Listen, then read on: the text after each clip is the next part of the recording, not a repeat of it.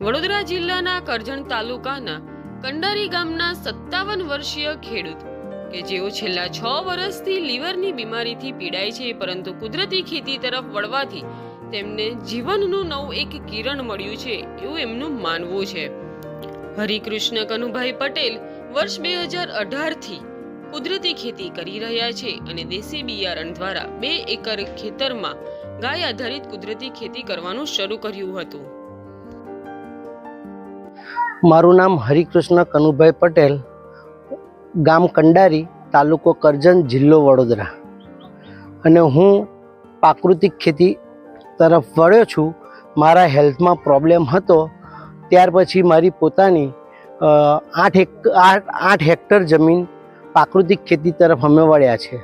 તેનીમય અમે 2 એકર જમીન બિલકુલ પ્રાકૃતિક ઘર માટે કે દેશી બિયારણ અને દેશી જ વસ્તુ વાવીને અમે વાવેતર કરેલું છે, જેમાં લાલ ભીંડા છે, વાલ છે, ચોરી છે, ગવાર છે, ટામેટા છે, આ બધું, અને એ અમે અમારા પોતાના જ ફેમિલી માટે વાપરીએ છીએ, અને એમાં જે વધારાનું હોય તો અમે વેચાણ પણ કરીએ છીએ।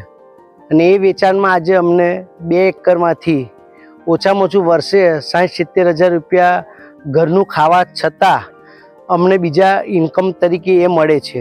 એનીમય અમે ખાલી ગૌ આધારિત ધન જીવામૃત અને એનો ઉપયોગ કરીને આખી પ્રાકૃતિક ખેતી કરીએ છીએ।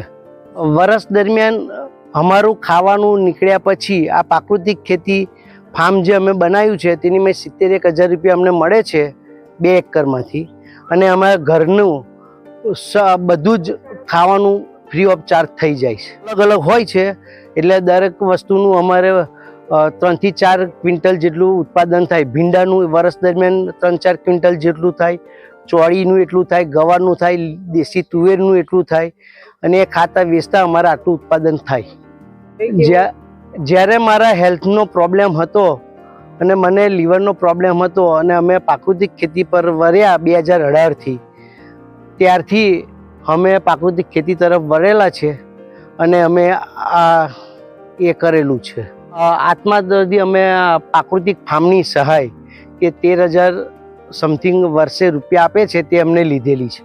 ગૌશાળા છે, એમાં 12 દેશી ગીર ગાયો છે, નંદી અને નાના બચ્ચા થઈને 20 એક છે પશુ, અને એની પણ અમને સહાય ગવર્મેન્ટ એક ગાય દીઠ 900 રૂપિયા મહિને આપે છે। એમાં કેટલું દૂધ ઉત્પાદન થતું હોય છે અને કેટલી આવક થતી હોય છે? એમાં દૂધ ઉત્પાદન એ સાઈડ બિઝનેસ અમે ગણીએ છીએ, તો એ દૂધ ઉત્પાદન અમારું વર્ષે એવું એક ગાય દીઠ 3,000 લીટર ઉપર આવે છે। અને એના ગૌમૂત્ર, એનું ગોબર અને એનામાંથી અમારા ઘરે અને અમારા ઘરેથી સખી મંડળોને જે ધૂપ સ્ટીક, કોળિયા અને એ બધું સુશોભન વસ્તુઓ બનાવીને જે વેચાણ કરે છે સખી મંડળો, અને દરેક તાલુકાની સખી મંડળો આત્મનિર્ભર થાય એ માટે અમે એના ગાયના ગોબર અને ગૌમૂત્રમાંથી એ અમારો મેઇન ધ્યેય છે। દેશી બિયારણ હવે મળવું બહુ મુશ્કેલ છે, એટલે અમે જ્યાં કોઈ પણ ટૂરમાં કે કોઈ પણ જગ્યાએ ગયા હોય ત્યાં અમને દેશી બિયારણ દેખાય એટલે અમે લાવીને એ બિયારણ વાવીને એનું બિયારણ કાઢીને અમે પોતે જ દેશી બિયારણનું ઉત્પાદન લઈએ છીએ, અને આજુબાજુ ખેડૂતોને કોઈને જોઈતું હોય તો થોડુંક આપીએ છીએ, અને એમને એવી રીતના આપીએ કે તમે લઈ જાઓ, મારે જોઈશે તો મને આટલું પાછું આપજો, એટલે એ સચવાઈ રહે એટલા માટે। આગળ પ્રાકૃતિક ખેતીમાં અમે વિચાર એ કર્યો છે કે આ બધી રાસાયણિક ને કેમિકલથી જે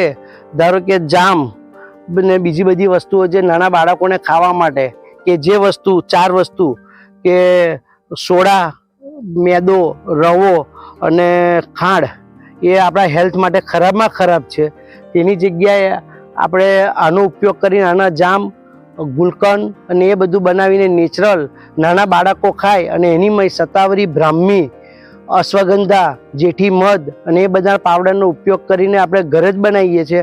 અને અમે ટ્રાયલ બેઝ ઉપર બધાને ચખાડ્યું, બહુ સારું કહે છે રિઝલ્ટ, અને એ પછી અમે આગળ વિચારીશું। હવે જે આ વિસરેલી વસ્તુ છે, ધારો કે અમે આ ફાલસા વાવ્યા છે, તો ફાલસાની માંથી ઉનાળામાં એને ફૂલ ફળ લાગે તો એની માંથી અમારે શરબત અને જામ બનાવવાનું બિઝનેસ કરવાની તૈયારી છે। નેચરલ. અને એ સિવાય અમારી પાસે લીલી કે કોકમ યાની કે આપણે જે એ કહીએ ખાટા ઝાડ તેની માંથી એનો પાવડર બનાવીને કે લીંબુની જગ્યાએ એનો ઉપયોગ થાય તેનું પ્રોસેસ કરવાની તૈયારી છે.